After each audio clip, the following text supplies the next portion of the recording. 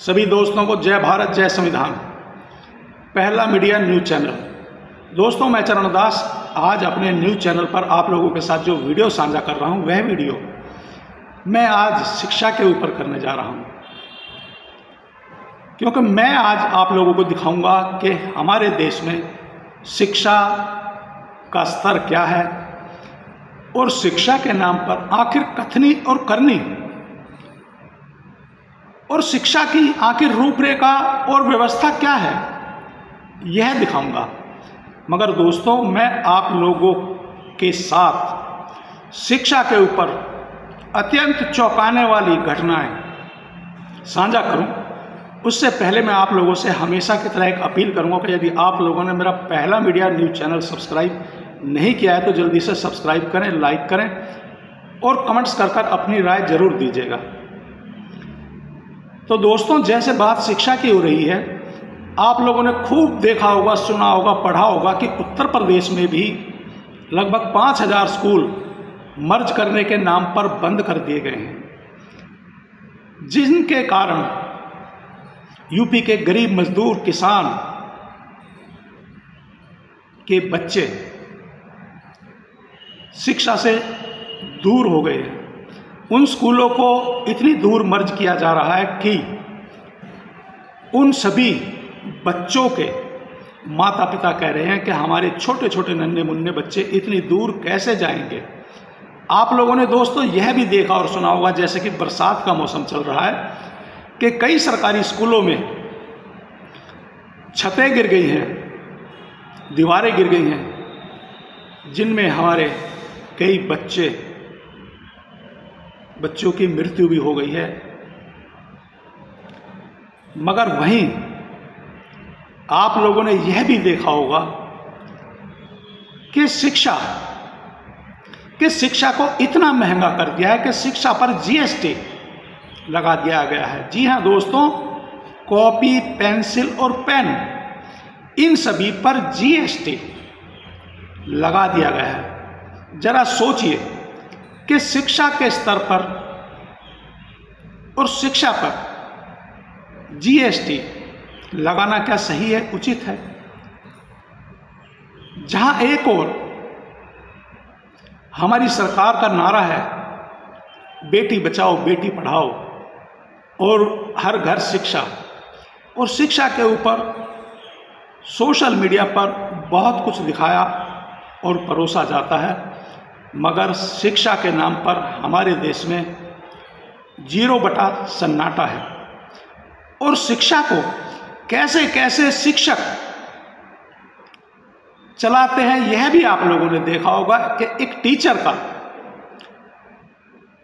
Interview लिया जा रहा था, जिसमें उस शिक्षक को 11 की स्पेलिंग बोलने के लिए कहा गया, मगर वह टीचर बोर्ड पर 11 की स्पेलिंग ठीक से नहीं लिख पाया था।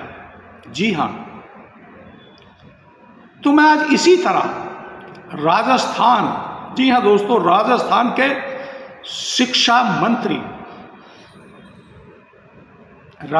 के शिक्षा मंत्री के ऊपर एक खुलासा करने जा रहा हूं, जो अगस्त में, जी हाँ इसी महीने में सोशल मीडिया पर वायरल हुआ था।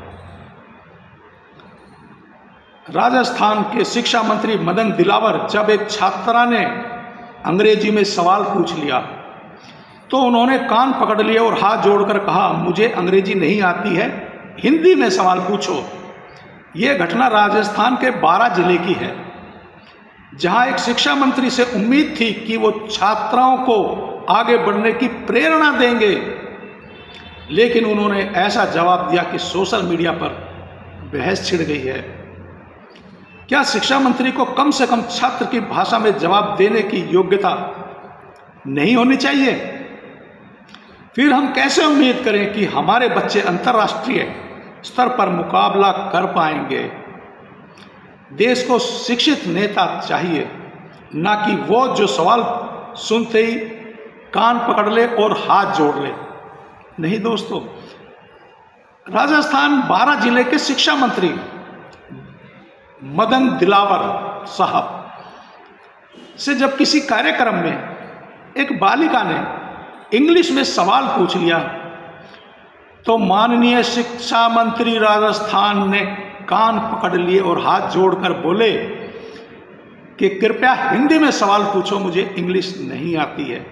तो जरा दोस्तों सोचिए कि जिस राज्य, जिस देश का शिक्षा मंत्री इंग्लिश में किसी छात्र का कोई सवाल सुनकर ही उसका जवाब ना दे पाए, तो आप क्या सोचेंगे और आपके मन में क्या विचार आएगा कि क्या हमारे राज्य, हमारे देश का शिक्षा मंत्री जो किसी छात्र का एक इंग्लिश का छोटा सा सवाल नहीं समझ सकता, उसका जवाब नहीं दे सकता, आखिर ऐसे शिक्षा मंत्री से आप, राज्य और देश और बच्चे क्या और कैसी उम्मीद लगा सकते हैं? जी हाँ दोस्तों, यह है राजस्थान के मदन दिलावर साहब शिक्षा मंत्री। आप लोग फोटो में देखेंगे कि वह साफ हाथ जोड़ते हुए और कान पकड़ते हुए नजर आ रहे हैं। तो दोस्तों, यदि आप लोग भी यह मानते हैं कि यदि किसी भी राज्य में, किसी भी देश में, यदि किसी भी कार्य रूपरेखा को सबसे ज्यादा महत्व दिया जाए तो वह शिक्षा होनी चाहिए, क्योंकि जब तक हमारे देश का हर बच्चा शिक्षित नहीं होगा तो वह अंतर्राष्ट्रीय स्तर पर कैसे मुकाबला कर पाएगा। तो आप लोग मेरे इस वीडियो को ज़्यादा से ज़्यादा साझा और शेयर करें। और अब अंत में एक बार फिर सभी दोस्तों को जय भारत, जय संविधान, पहला मीडिया न्यूज़ चैनल।